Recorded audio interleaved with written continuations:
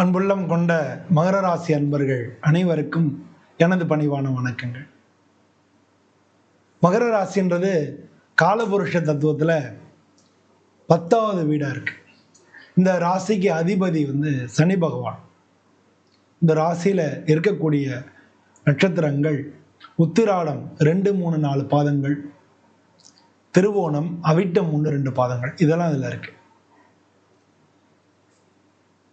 இந்த ராசிக்கு சனிபவன் அதிபதின்றது மட்டும் இல்லை, சனிபவன் உழைப்பு காரணமானவர். இதுதான் கர்மஸ்தானம் அப்படின்னு காலபுருஷத்தில் கர்மஸ்தானம் உழைப்பை குறிக்கக்கூடிய ஒரு வீடாக இருக்கு. என் பேர் அனந்த நாராயணன். நான் மன்னார்குடி கிட்ட இருக்கக்கூடிய பாமணி நாகநாத சுவாமி கோயிலில் பூஜை பண்ணுறேன். நான் கடந்த 20 வருஷமாக ஜோதிடம் பார்த்துன்னு வந்துட்டுருக்கேன். ஜாதகம் எல்லாருக்கும் பார்க்குறேன். இந்த ஆணி மாதம் மகர ராசி அன்பர்களுக்கு எப்படி இருக்குன்னு சொல்லி இந்த பதிவில் பார்க்க போகிறோம். ஆணி மாசம்ன்றது 2025 நடுநாயகமாக வரக்கூடிய ஒரு மாசமா இருக்கு. இந்த மாசத்துல தான் பல சேஞ்சஸ் நடக்கும். எல்லாருக்கும் ஸ்கூல், காலேஜஸ், மேற்படிப்புக்காக போகக்கூடிய அந்த மாதிரி தன்மைகள், அது மாதிரி வேலை பார்க்குறவங்களுக்கு டிரான்ஸ்ஃபர் வரும். ஒரு சில பேருக்கு இந்த மாதங்களில் ரிட்டையர்மெண்ட் வரும். ஸோ அது மாதிரி பலவிதமான மாற்றங்கள் ஏற்படுத்தக்கூடிய மாதமாக இருக்கு. இந்த மாதத்தை பொறுத்தளவில் மகர ராசிக்கு, உங்கள் ராசிக்கு 2ஆம் இடத்துல ராகு இருக்கார், 3ஆம் இடத்துல சனி பகவான் இருக்கார், 4வது இடத்துல சுக்கிரன் இருக்கார், 6வது வீட்டில் சூரியன், குரு, புதன் இவங்கெல்லாம் இருக்காங்க. உங்கள் ராசிக்கு 8வது வீட்டில் கேது இருக்கார். அது 2, 8 கேதுவும் செவ்வாயும் சேர்ந்துருக்காங்க. 2, 8 ராகு கேது இருக்கு அப்படின்னு நீங்கள் புரிஞ்சுக்கலாம்.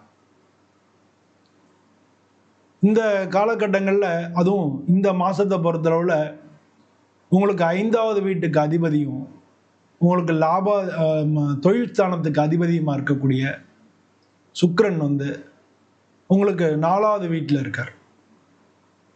4ன்றது சுகஸ்தானம். அது மட்டும் இல்லை, 4வது வீட்டிலேருந்து தொழில் ஸ்தானத்தை உங்களுடைய தொழில் ஸ்தானாதிபதி சுக்கிரன் பார்க்கிறார். அதனால வேலை மாற்றங்கள் நிச்சயமா ஏற்படும்.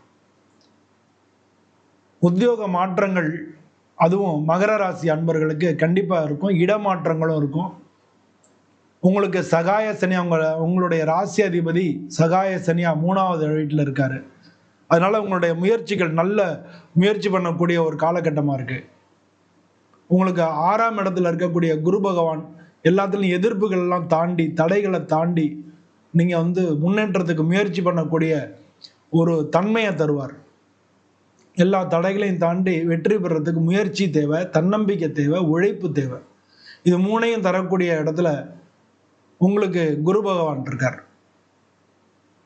அவர் கூடவே உங்களுக்கு 8வது வீட்டுக்கு அதிபதியாக இருக்கக்கூடிய சூரியன் இருக்கிறதுனால பல விதமான தொந்தரவுகள் உங்களுக்கு குறையும். நீங்க வியாபாரம், தொழில் பண்ணிட்டு இருந்தீங்கன்னா அரசாங்க ரீதியான தொந்தரவுகள் குறையும்.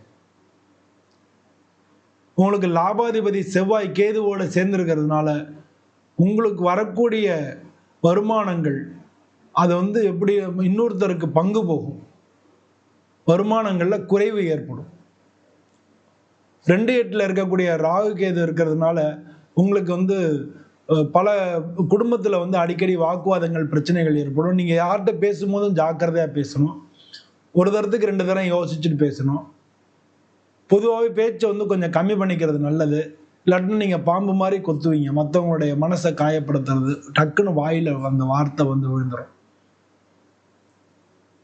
அதனால நீங்கள் பேச்சை குறைச்சிக்கிறது நல்லது. வண்டி வாகனங்களில் போகும்போது ஜாக்கிரதையாக இருக்கிறது அதை விட ரொம்ப முக்கியம். 8ல் உங்களுக்கு செவ்வாய் இருக்கார். தொழில் ரீதியாக இப்போ இந்த காலகட்டங்களில் நீங்கள் ரெஸ்டாரண்ட் அது மாதிரிலாம் நடத்திக்கிட்டு இருந்தீங்கன்னா அது கொஞ்சம் நல்லா இருக்கும். ஏற்கனவே நல்லா சரியில்லாமல் இருந்திருக்கும், அதெல்லாம் இப்போ நல்லா இருக்கும். இப்போ வீடுகள் அதெல்லாம் வாங்கி விற்கக்கூடிய அந்த மாதிரி ரியல் எஸ்டேட் ப்ரொமோட்டர்ஸு இல்லை புரோக்கர்ஸ் அது மாதிரிலாம் இருந்தீங்கன்னா உங்களுக்கு இந்த காலகட்டத்தில் நல்ல ஒரு புதிய வாய்ப்பு கிடைக்கும். வண்டி வாகனங்கள் வாங்கி விற்கக்கூடிய தொழில் பண்ணக்கூடியவங்களுக்கு இந்த காலகட்டத்தில் நல்லா இருக்கு. இந்த ராசியை சேர்ந்த ஒரு சில பேர் துணிகள் சம்பந்தமான ஜவுளி சம்பந்தமான விஷயங்கள்ல ஈடுபட்டு இருந்தீங்கன்னா அதெல்லாம் வந்து உங்களுக்கு பாசிட்டிவா நடக்கிறது வாய்ப்பு இருக்கு. அதனால வருமானம் உயரும். பொதுவாக வந்து உங்களுக்கு தோல் சம்பந்தப்பட்ட பிரச்சனைகளும் ஜெரிமான சம்பந்தப்பட்ட பிரச்சனைகளும் இந்த காலத்துல வரலாம். திருமண வாய்ப்புகள் கொஞ்சம் தள்ளி போறதுக்கு சான்சஸ் இருக்கு. அது எப்படி கண்டிப்பா முடிஞ்சிடும். ஆனா அதுக்கான பேச்சுவார்த்தைகள் தொடங்குறதுக்கு இந்த காலம் நல்லா இருக்கு. பேச்சுவார்த்தைகள் நல்லா இருக்கும். திருமணம் முடிவு ஆறதுக்கு கொஞ்சம் டைம் தள்ளி போறதுக்கான வாய்ப்புகள் தான் அதிகமா இருக்கு. அதனால நீங்க வந்து இந்த காலகட்டத்துல நீங்க திருமணத்துக்கு முயற்சியெல்லாம் பண்ணிக்கிட்டு இருந்தீங்கன்னா பண்ணலாம். குடும்ப சம்பந்தமான விஷயங்கள் நீங்க ஏதானும் குடும்பத்துல பிரிவினைகள் ஏற்பட்டிருந்ததுன்னா அதெல்லாம் வந்து இந்த காலகட்டத்தில் பேசி சரி பண்றதுக்கு நல்ல வாய்ப்புகள் இருக்கு. ஏன்னா குருபவனுடைய பார்வை உங்களுடைய குடும்பஸ்தானத்துக்கு விழறது. அதனால குடும்பம் உருவாகிறதுக்கு உண்டான வாய்ப்புகள் நிறைய இருக்கு. நீங்க வெளியில வேலை பார்த்துட்டு இருந்தீங்கன்னா டிரான்ஸ்ஃபர் ஆகி திரும்ப சொந்த ஊருக்கே வரலாம். அந்த மாதிரியான வாய்ப்புகள்லாம் இப்ப கிடைக்கும். இதெல்லாம் நீங்க யூஸ் பண்ணிக்கணும். படிக்கக்கூடிய மாணவர்களுக்கு நீங்க விளையாட்டுத்தனத்தை விட்டுட்டு படிப்புல கொஞ்சம் கவனம் செலுத்துறது நல்லது. இருந்தாலும் இந்த காலகட்டங்கள் இந்த மாசம் படிப்புல வந்து கொஞ்சம் கவனம் செல்லாம தான் இருக்கும். உங்களுக்கு 4வது வீட்டுக்கு அதிபதி அவர் வந்து செவ்வாய் கேதுவோட சேர்ந்திருக்காரு. 5வது வீட்டு அதிபதி 4ல இருக்காரு.